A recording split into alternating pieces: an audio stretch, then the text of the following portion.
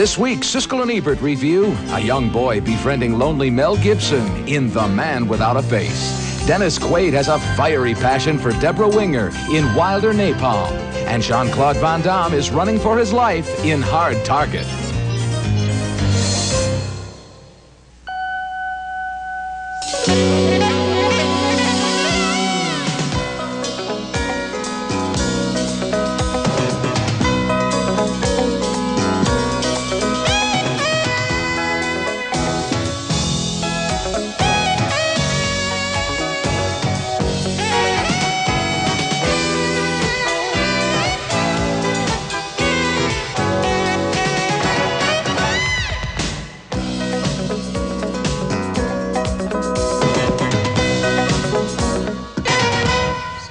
Taught at Barrett Academy. Is that a good school? What do you teach? What's your name? Chuck. Chuck Norstad. Mel Gibson plays a teacher whose scars have made him an outcast until he wins the trust of an eager young student in The Man Without a Face. It's one of 5 new movies we'll be reviewing this week on Siskel and Ebert, including Jean-Claude Van Damme's new thriller and a new comedy starring Deborah Winger and Dennis Quaid. I'm Roger Ebert of the Chicago Sun-Times. And I'm Gene Siskel of the Chicago Tribune. Our first film is The Man Without a Face, Mel Gibson's second attempt following his Hamlet of 2 years ago to reclaim his position as a serious dramatic actor and not be regarded as just a hunk. It's a decent film, but just not very original. Gibson plays a burn victim helping tutor a kid who bears his own scars on the inside. The boy comes from a troubled home and wants to escape it all by entering a military academy. He needs a tutor to help him with the entrance exam and finds one in Gibson, who has become a recluse after being burned in a car crash. The film is set in 1968. It was the school my father went. He was in Korea and then he died in a jet crash. Some kind of experimental spy plane. If it's a matter of money, I can pay you. No, I don't think you can. That's Nick Stahl as the boy. And of course, Gibson does relent and agree to tutor the kid. There are a lot of courses in this movie, as when Gibson has to get tough with the undisciplined kid. Do you want help or not? Yeah, I guess so, if you're really a teacher. Yeah, I guess so, sir. Yes, I guess so, sir. Good. And of course, there's a discussion of Gibson's scarred face. He was in a car crash. I'm sorry. So am I. Well, not just for this, but there was a boy killed in a car crash, and he burned to death. It turns out there's more to Gibson's story than that, and that provides another, of course, as the boy is required to be strong for Mel Gibson's character, as The Man Without a Face combines familiar elements from movies like Mask and Dead Poets Society and Son of a Woman, all films I like better than this one. After a shaky start to the picture, Gibson does direct the film in a satisfactory manner. I guess my big objection to the film is it didn't feel fresh in any way. He's a victim, the kid's a victim, together they'll triumph. I thought Son of a Woman's similar script was a new take on a familiar subject. This one is not. You know, Gene, I thought it was a good deal more original than you give it credit for, because it doesn't simply deal with this obviously familiar material in a predictable way. The thing that I really liked about the film is that the people in it are so intelligent. They think smart, they talk smart, they don't do obviously dumb things as they would in a different kind of film, and in particular the kid, the young Stahl boy, is a very good actor, a very natural actor in terms of standing up to this unfamiliar man and dealing with it. Well, I guess where I didn't find any surprise in the story. There was only one speech that I liked where he challenges the kid to think for himself and come to his own conclusions. Well, that was a big surprise. That was a big surprise, because you can tell me, as easily as I can tell you, how that scene would have been handled in a lesser film. And there would have been some kind, there even probably would have been some dumb courtroom scene at the end of this film if it had been handled in a dumber way. I guess that and here, I think it's really great that Gibson, as a director and as his character, says, you've got to figure this out for yourself. That's the one interesting element in the film. The rest of it, Roger, is really formulated. And all those pictures that I named, particularly Son of a Woman, it's the same story as Son of a Woman. Even you would admit that's handled a lot better. If you think Son of a Woman and Dead Poets Society are not formula pictures, I've got news for you. They had many more fresh scenes other than this one that I just named. Okay, next movie. Our next film is a strange comic fantasy named Wilder Napalm, about 2 brothers who were born with what I guess you could call telepyrokinesis, the ability in that word, which I just made up, to start a fire at a distance using only the power of your mind. They determined to keep their gift a secret, but now in their 30s, one of the brothers, played by Dennis Quaid, decides to cash in on TV talk shows. The other brother, played by Arliss Howard, is a fireman who thinks that's a bad idea. He's married to Debra Winger, who is under house arrest as an arsonist. Everybody in this family likes fires. In this scene, the three of them sit around the kitchen with a golden oldie quartet from down at the fire station.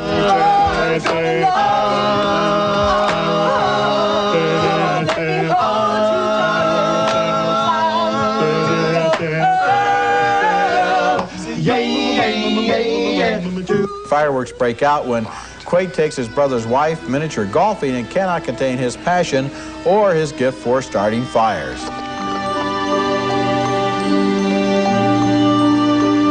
Where'd you get this move, Wallace, a Nelson Eddy movie? Wilder Napalm is a deliberately odd misfit of a movie about strange people living in a strange world. I don't think anything that happens in this film is supposed to be accepted on a realistic level. Winger's husband, for example, works in a photo booth in a bankrupt shopping center, which means he doesn't do much business. And everyone in the movie is frankly insane in one way or another, but unfortunately, none of those ways is very funny. I enjoyed the energy of the performances. I liked Debra Winger's sensuousness as a woman who loves her husband and indeed loves her husband's brother too.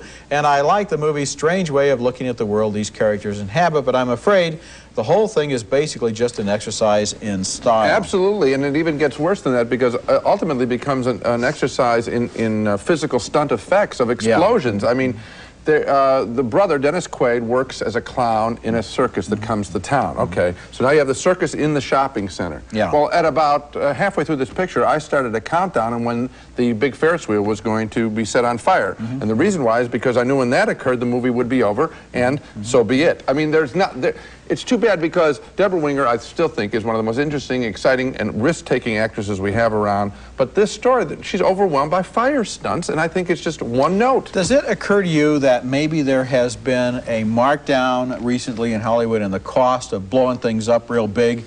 Because in so many movies this summer, there have been explosions and fires as a substitute for anything else happening. And which they always show from 3 camera angles. So that it blows up 3 times. First it blows up, and then it blows up over here, and then it blows up this way, and then you have the key shot of the guy running toward the camera and jumping just as the explosion happens behind him. And then a lot of balsa wood trickling down at the end. So those scenes last a long time. Lots of wood, Coming up next, a young boy is on his own in the Great Depression in King of the Hill. How are you?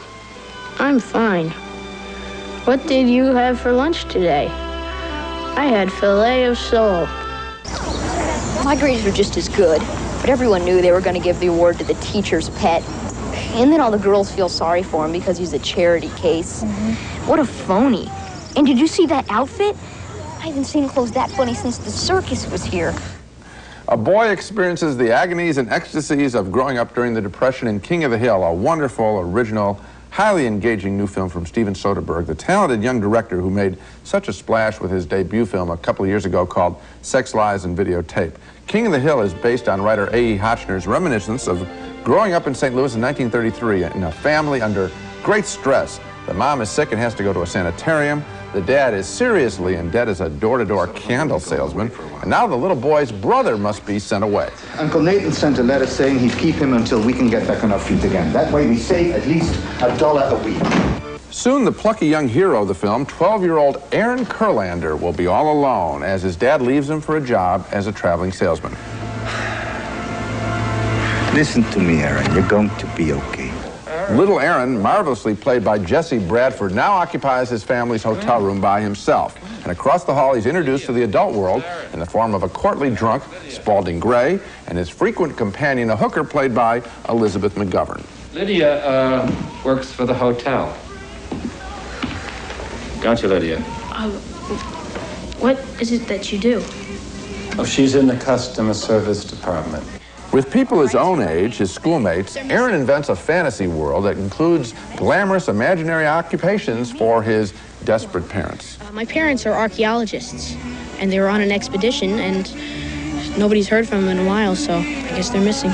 This is a terrific film. Every scene in the film looks and feels fresh. I think the key to its success is that director Soderbergh and A.E. Hotchner's book Do not treat this little boy as a kid. The pressures in his life are varied, and he copes in such inventive ways. In addition to this personal individual story, King of the Hill, I think, also gives us a great panorama of the Depression, of people trying to cope with very real issues in a way that make so many of today's problems seem small. I think this is simply one of the year's best films. Oh, I do too, Gene. I was really surprised at how much I liked this film and how textured it was. Yes. And for Soderbergh, it's an interesting film because it's nothing at all like Sex, Lies, and Videotape.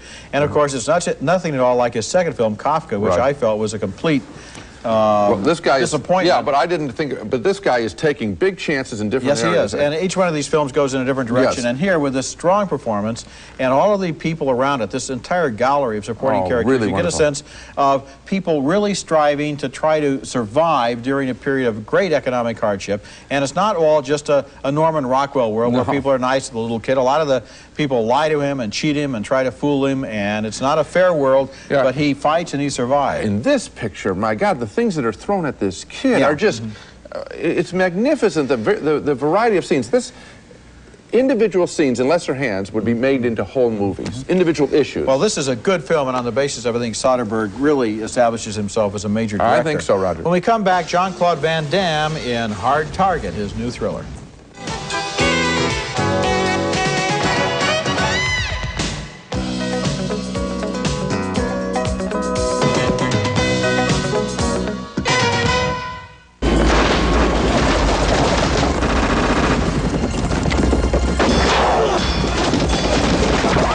Jean-Claude Van Damme is a quarry for dangerous hunters in Hard Target, the first American thriller directed by the Hong Kong master of action, John Woo.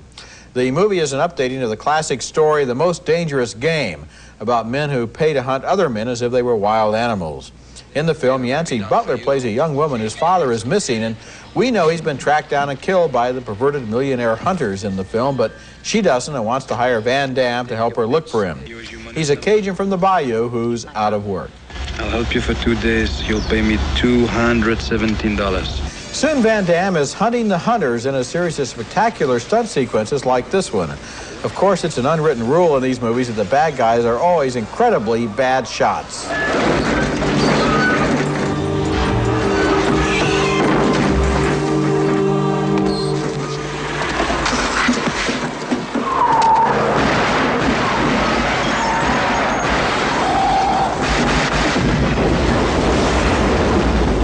I think you kind of have to adopt a generic approach to a film like this. Hard Target is not very smart and it's not very original, but it is well made on a technical level. The stunts are impressive, and Van Damme makes a convincing action hero, and there are a couple of suave, evil villains played by Lance Henriksen and Arnold Vosloo who are very effective.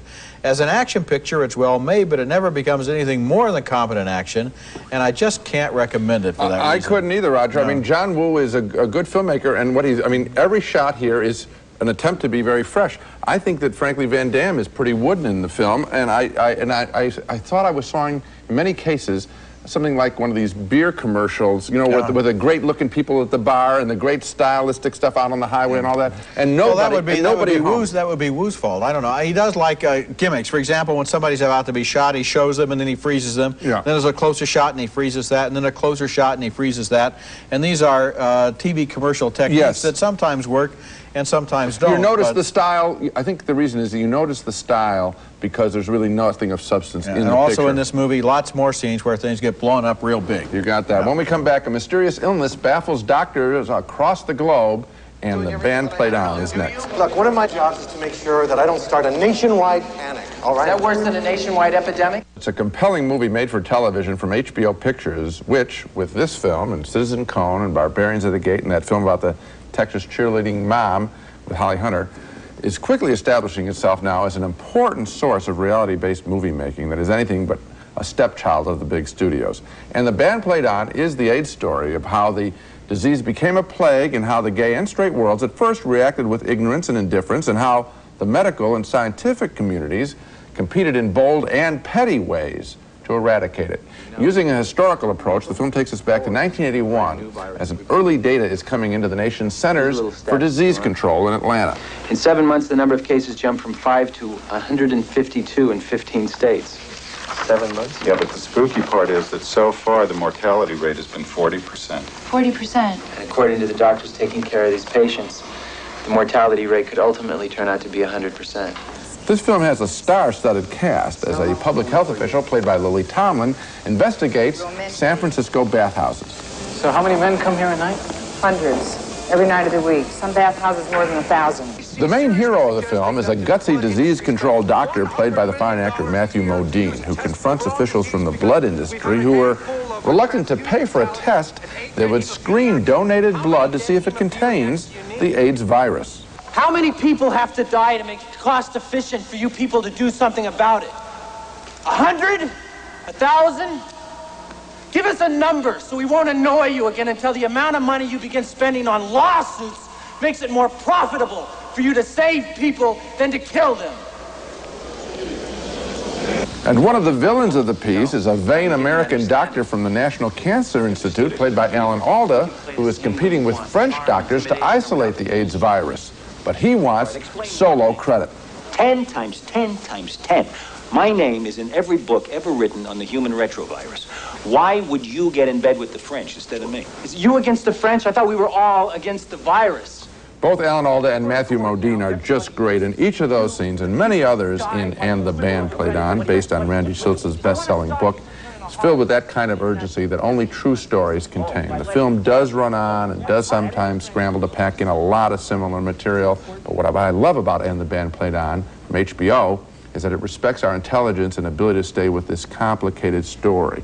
And the Band Played On will begin playing on HBO for about 2 weeks, starting in September 11th. I agree with what you say, and you know, there's another thing that I was amazed by as I was watching this film, and that is the fearless way in which it actually names names. And there are two names in particular that it names over and over again. One is Robert Gallo, the AIDS investigator, who is shown as the Alda character plays him to be an extremely vain and selfish, possibly unethical investigator. And the other person is Ronald Reagan, who never mentioned the word AIDS or ever gave a speech about the disease until hundreds and hundreds of people were already dead. It's as if he didn't want to know about it, and indeed the movie seems to imply that the government felt, well, if this is the kind of disease that's only going to strike homosexual people and drug users and Haitians, we don't care about it. As it said in the movie, if this struck ordinary middle-class Reagan supporters, maybe they would have gotten more money to the disease a little sooner. There's very clear that those are the villains in the piece. I think that this business I was talking about getting detailed, don't you know it's true that Hollywood would take, normal Hollywood would take this story and say, you know, it's too technical, people won't get that. And it's that technical data that makes us realize that a doctor like Modine's character in the film is a real hero, and that the action that he's engaging in can be just as dramatic on film as a gun blast. That's right. And you know, it's really chilling as you look at this film to realize there was a time when very few people had AIDS. In fact, they single out one airline steward who apparently was the key source for the infection of many of the earliest cases of AIDS on both coasts of the United States. And that if money and attention had been poured in at that moment instead of years later after it was already way out of hand, hundreds of thousands of lives might have been saved. When we come back, our next video pick of the week, an anniversary collection starring the unforgettable Mae West. Perhaps I could do something for you sometime. Yeah. Ebert's video pick of the week, brought to you by Orville Redenbacher, the first and last name in popcorn. Now it's time for our video pick of the week, and my pick this week is made in honor of the wonderful Miss Mae West, who would have been 100 years old on August 17th. In fact, some people think she might have been 104. In honor of her centenary, 8 of her classic films are being re-released on tape, and 4 of them in a boxed set of laser discs called the Ultimate Mae West Collection. Here she is in I'm No Angel with Cary Grant. This is often considered her best film. She had a voice, a presence, and a delivery that suggested almost everything was a joke and that she was in on it, even if you weren't. You were wonderful tonight. I'm always wonderful at night. Yes, but tonight you were especially good. Well, when I'm good, I'm very good. But when I'm bad, I'm better.